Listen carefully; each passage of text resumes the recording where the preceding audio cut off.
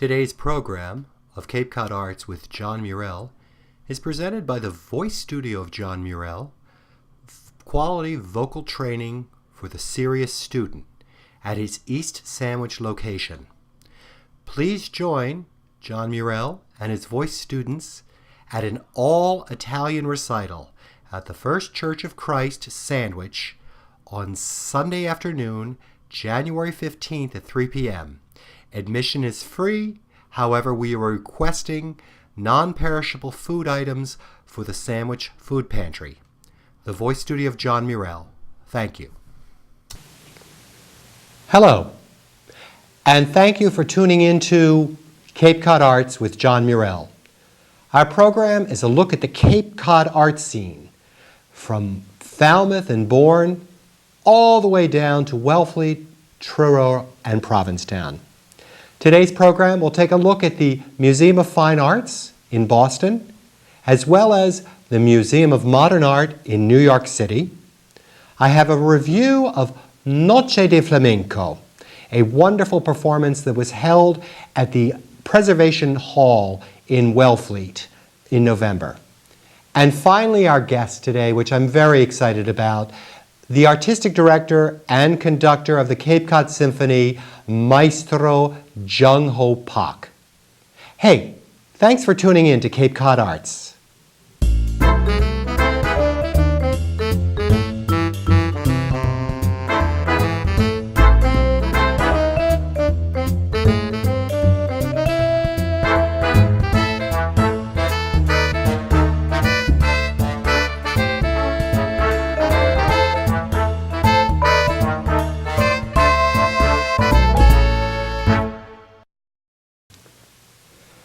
3 weeks ago, I had the opportunity to be in New York.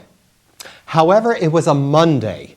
And if you know anything about museums, most museums are closed on Monday, but not the Museum of Modern Art. And what a treat it was. When I got there, I realized there were 2 exhibits that I really wanted to see. The first one was a series of murals painted by the Mexican political artist Diego Rivera. The highlight of my afternoon, however, was an exhibit by the artist William de Kooning. And his art is known as abstract expressionism, and I have to admit, I never really quite got it until I went through the exhibit. It went through his early works right up to his modern, and it was a fabulous, fabulous exhibit. If you have a chance to be in New York, I highly recommend this exhibit. A little closer to home, in Boston, is the Museum of Fine Arts. If you remember from my program a couple months ago, I went to the Degas exhibit. However, this time I decided to go to the Lindy Family Wing of Contemporary Art, designed by I.M. Pei. This gallery is spacious and filled with terrific art. I saw video installations as well as wonderful pieces of art by Robert Motherwell, Andy Warhol, Jackson Pollock, and John Singer Sargent. It was a delightful 2 hours at the Museum of Fine Arts on Huntington Avenue in Boston. And now for my arts review. On a cool Sunday evening, late in November, I headed down to Wellfleet, to the Wellfleet Preservation Hall on Main Street, to see and hear Noches de Flamencos, an evening of flamenco music featuring guitarist Jonathan Juanito Pascual. Now, there was a small mention in the Cape Cod Times that Friday, and I was surprised because I hadn't heard about it. And by the time I called the box office later that morning, the program was completely sold out. One of my favorite things to hear, completely sold out. I have to admit, it was a little bit of fun telling the box office that I wanted to review the program for my show, Cape Cod Arts. Well, immediately they had tickets, so I was very excited. So I headed down. Now, first of all, it was performed at the Preservation Hall in Wellfleet. However, it was produced by the Payomet Performing Arts Center. Now, when you're driving down 6A, maybe perhaps heading to Provincetown, if you look off to the left, there's a big tent, and that is the Payomet Performing Arts Center that does wonderful performances throughout the summer. What made the performance of Noche de Flamenco extra special was a generous serving of tapas presented by Teresa Parker. Teresa Parker of New York City and Wellfleet runs a company called Spanish Journeys. She runs a culinary and wine tours of various parts of Spain. Does that sound fun? Juanito and his trio presented a beautiful and soulful evening of flamenco music. His relaxed, almost meditative style brought the audiences into his intricate rhythms and beautiful melodies. A wonderful performance that I highly recommend you checking him out. Today's guest on Cape Cod Arts with John Murrell is Jung Pak, Artistic Director and Conductor of the Cape Cod Symphony Orchestra. Maestro Pak came to the Cape after many successes. In addition to his role with the Cape Cod Symphony, he currently leads the Orchestra Novo San Diego, also the World Youth Symphony Orchestra, and in the summer orchestras at Interlochen Center for the Arts in Michigan. He is also the music director emeritus of the New Haven Symphony Orchestra. Maestro Pak was educated at the University of Southern California and the San Francisco Conservatory of Music. Welcome, Maestro Pak. So Jung Ho, I'm so excited that you're here. This was the reason I wanted to do the show, is to have you on, and I'm thrilled that you could take some time out, because I know that you're a bi-coastal conductor and you're here. Now, so I want to get to the questions pretty quickly. Now, it's pretty clear that the arts are in transition. I just found out that Syracuse and New Mexico Opera is closing doors. My beloved City Opera of Beverly Sills fame is leaving its home at the State Theater at Lincoln Center. Opera Boston just announced that they're closing. Yes. Philadelphia Orchestra is in bankruptcy protection. Right. It's clear that the arts are really in transition. However, the Cape Cod Symphony is not, right? Just a little fact. When you first came to the symphony, the basic tickets were at about a little over $14,000 a season. Now, what's quite thrilling, as of October of this month, the basic ticket sales are over $24,000. That's up 73%. Yes. What do you attribute this popularity to? Well, I tend to compliment the community. Yeah. Believe it or not.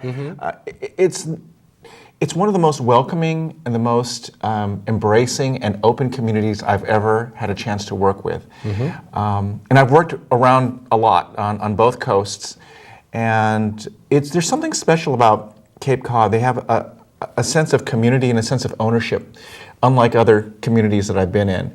And while there is a kind of small town feel to the area, which people love, there's also a tremendous amount of knowledge about the arts. I mean, a lot of these people retire here to Cape Cod, and they've lived in Europe or they lived in, abroad in major cities. And so they have very, very high standards of what they want to see, in terms of museums, in terms of live music. So I would have to say that if I had to plunk myself in any part of the country, that Cape Cod is one of the most fertile and one of the most exciting places to live for the arts. When I first started teaching voice here, I had to think, what am I going to offer a student that the New England Conservatory Prep Division can't? And what we have, first of all, is you don't have to drive an hour and a half to get to them. But two, quality attention and quality.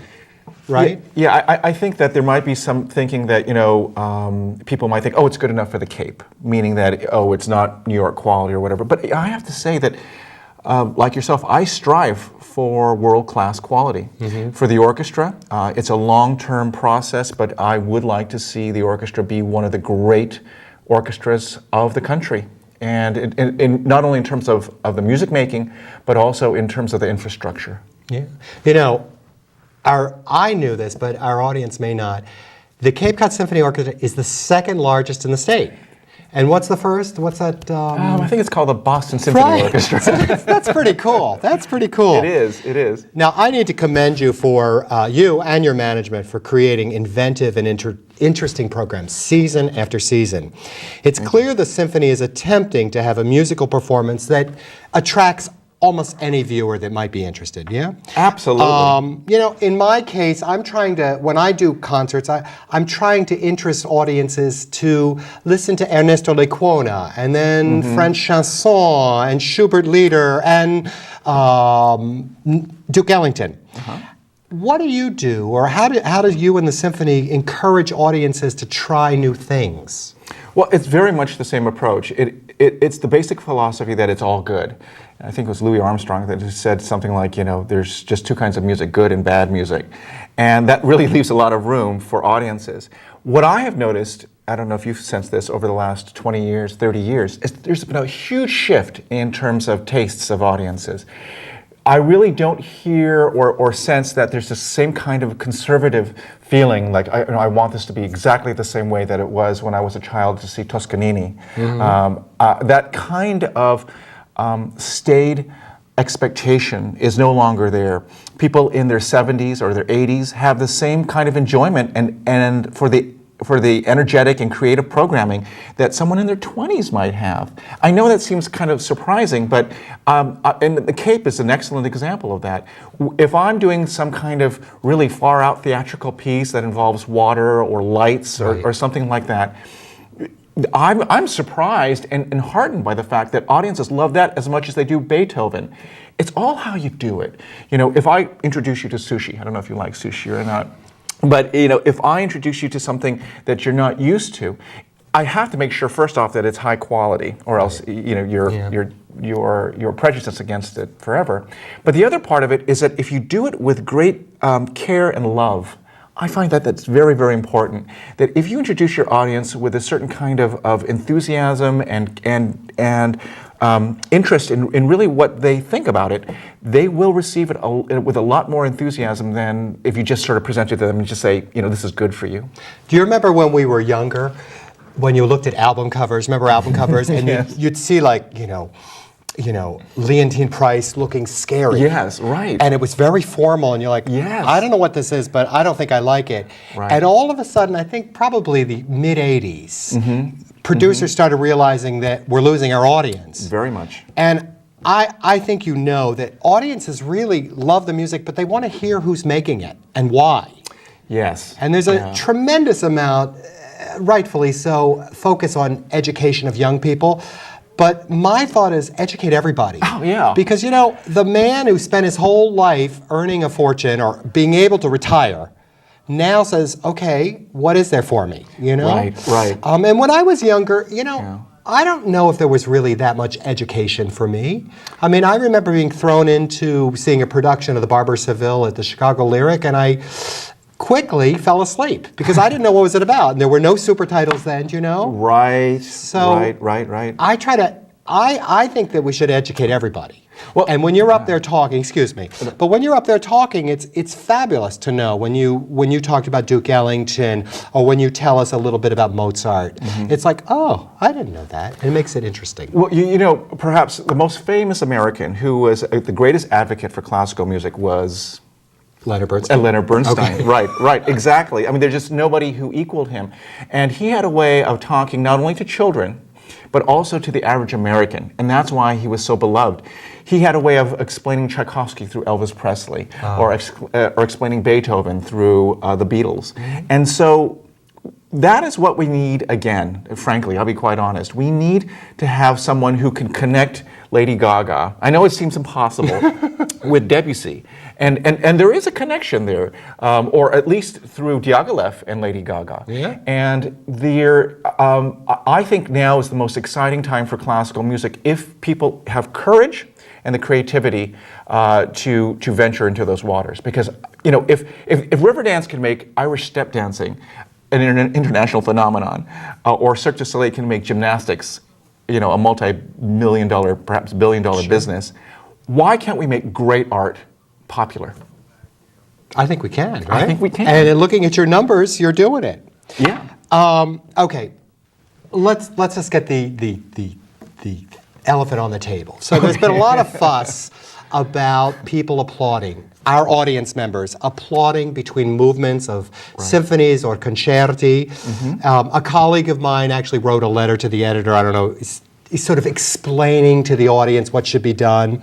And we musicians, we're sort of trained the way things should be, you know, and every young student, whether they're in music or politics, are the way it should be. Yes. And as we grow up, we realize, well, that's not always the way it should be. As a performer, I find it sometimes disruptive when someone's applauding between a set. However, I look at a performance as that I'm a host, and you come into my home and you drop wine on my floor. I just say that's okay. I recently saw a program of Ian Bostridge, the English tenor, beautiful tenor, sing a performance of Schubert songs at Jordan Hall in Boston. At the very bottom of the program, he said, "Please refrain your applause until the intermission," and that seemed to work. But first of all, does it bother you? Do you have any opinions about it? Should we just move on? What a great question. I love this type of conversation because it really addresses almost at the heart of what is classical music. And you have to go back into time and you have to read the letters of Mozart or Beethoven. Okay. And you see Mozart talk with great enthusiasm about the audiences clapping in between movements of his symphony. And he says, oh, they loved it so much that we actually had to play it again. And you see many composers talk about that, saying the audiences applauded at certain moments. And it wasn't until the 20th century, until it became much more formalized with people like Leopold Stokowski, who insisted that a symphony or a suite was a single work and that you should hold your applause. But that's actually a recent phenomenon. In opera, which is perhaps one of the highest forms of classical music, there's applause almost after every aria. Right. So, and that to me seems even the more disturbing because you actually have a storyline, right, as opposed to something more abstract like a concerto.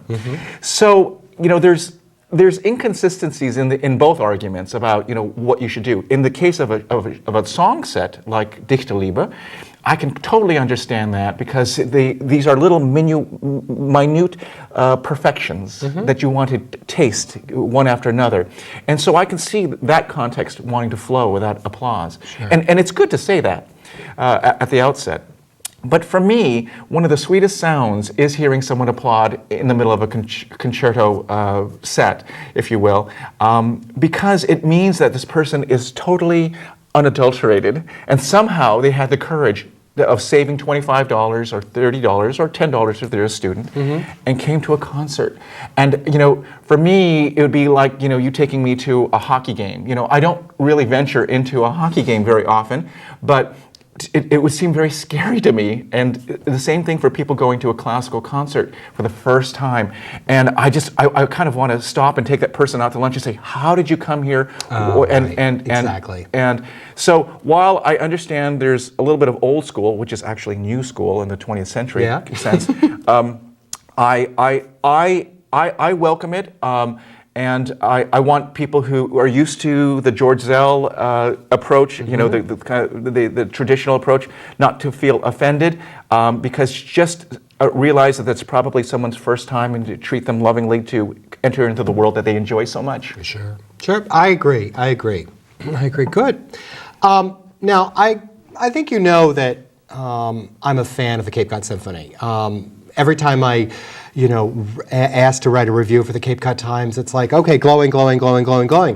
But there is one thing that I'm not a fan of, is the Barnstable High School Auditorium. Yes. Which, I know it works, but there's something that's just not joyful for me. The halls are crowded, and I'll say, I didn't think the acoustics are very good or great. But every time I go, when I'm a reviewer, I get right in the front. Right. But a few weeks ago, for the Mozart concert, Betsy Doris gave me tickets for the Mozart, and I sat in the back with the orchestra. The sound was pretty good, I have to say. Yes. But it's still, a high school auditorium. There's a mirror ball. They're going to do the whiz in 2 minutes. And I'm sure you know Kevin Howard. He speaks highly of you. He was my first guest. And he feels, as the head of the Arts Foundation of Cape Cod, Yes. that this is something that he feels is important. Yes. Not just for the symphony, but for Broadway touring companies, ballet companies, bigger organizations. Yeah. Are you ready to move? Well, I can say that we're very appreciative of Barnstable High School Yeah. and the district's hosting. We're actually, when the Cape Cod Symphony moved there, I think about maybe 7-8 years ago, they were kind of a partner. But the truth be told, that it was pretty much designed for the theater department. And as you, being a singer, that you know that theater tends to be drier acoustically than for an orchestra, because they want to hear speech. So that does put us at a disadvantage acoustically. It's not as resonant as, let's say, Symphony Hall in Boston. Sure. And there are other accoutrements, other kind of niceties that we would enjoy. A bit more that would be befitting to a regional symphony orchestra. Okay. So while it's okay for us now, we do have dreams and sights toward a formal performing arts center, a concert hall that is on the scale of, let's say, Ozawa Hall at Tanglewood, by the same architect, the same design.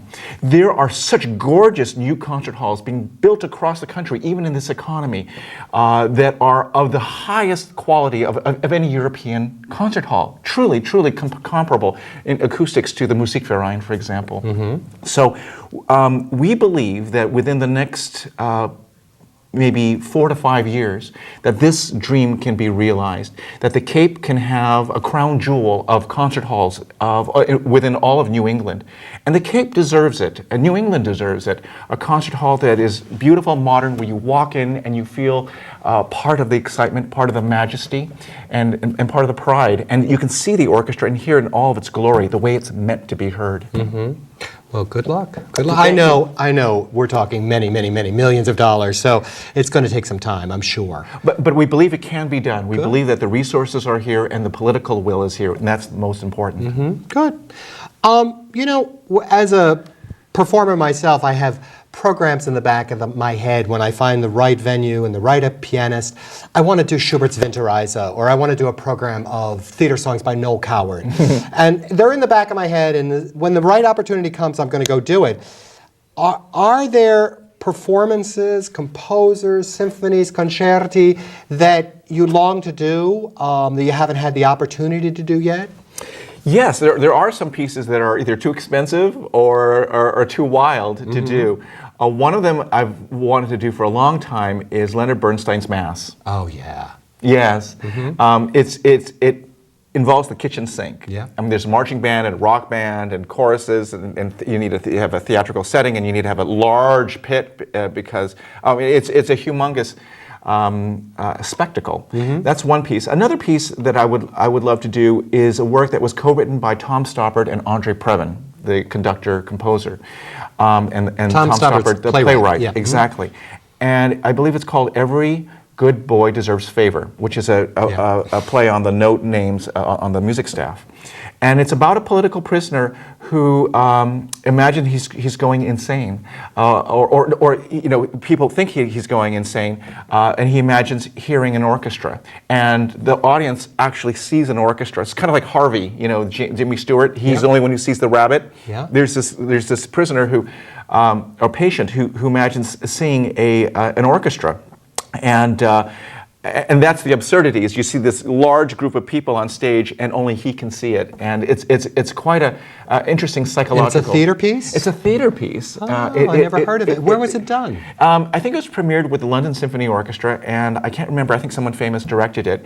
And my dream is actually to do it here on the Cape, maybe with one of the local theater companies as well. Good luck. Thank you. Good. Thank you. Hey, listen, it's terrible, but we're out of time. Oh, it's fun. Would you ever come back? Absolutely. Yeah, I'd because love it. there's many questions more that I would like to ask, and I'm sure people would like to hear. But I want to thank you for coming in, because I know you have a concert in 2 days. Yes. And a busy season here and probably out on the West Coast. So I really appreciate your time. And good luck for the new year. Thank you. Thank you. I had a great time. Yeah, thanks. Thank you for tuning in to Cape Cod Arts with John Murrell. I hope you enjoyed my review of Noche de Flamencos, and my interview with the artistic director and conductor of the Cape Cod Symphony, Jung Park. Now, if you get a chance, go out, visit a museum, go see a concert, check out a dance or a theater production. To finish out our program, I'd like you to listen to some of the flamenco music performed by Juanito Jonathan Pascual.